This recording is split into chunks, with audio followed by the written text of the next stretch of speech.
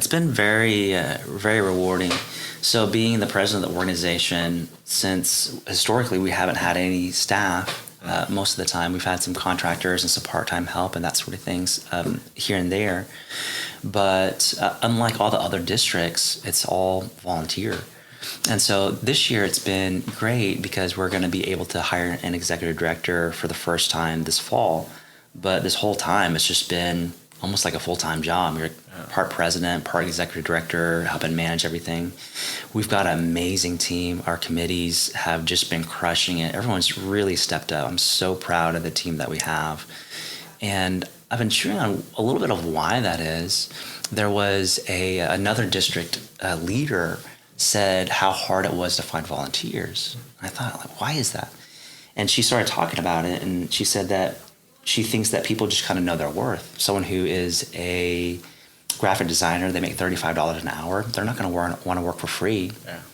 And I'm just thinking with us, it's like I know the income I make, and I know the income that other people make on the board. Some people probably make in the thousands of dollars per hour if you break it down. People that are business owners and real estate or whatever it is, they're doing very well. It's like an hour of their time is worth a lot. But these people are just crushing it. I'm just thinking, why is that? What makes us different from some other organizations? One, I think we're catching the vision very well. And the vision isn't just let's do something for the community, but it's let's pass something on to the second generation. Mm-hmm.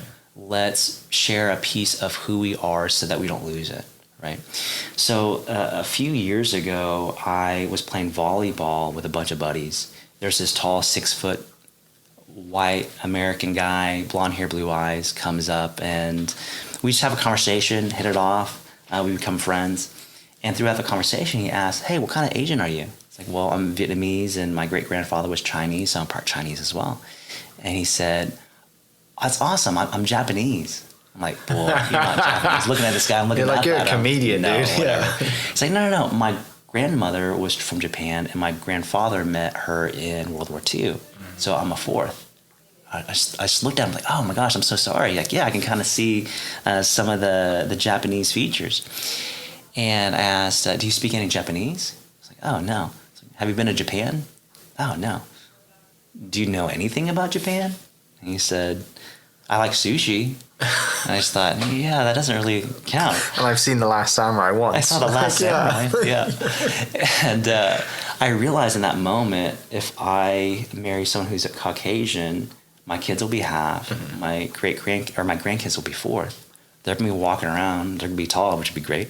But you're going to walk around, and people won't even know that they're Asian, right? But part of their identity will always be Asian. So if my generation isn't very intentional about passing on our culture, our heritage, values, these stories about our parents and grandparents, we're just going to lose it forever. Yeah. And so I think that's one of the reasons why this resonates with a lot of Asian Americans is because we want to, it's very personal to us. We're wanting to pass on the legacy of our families to the next generation. Yeah, it's not just, hey, we're going to do a great job and have an event. It's when you have that meaning behind it, then it's very easy to find volunteers.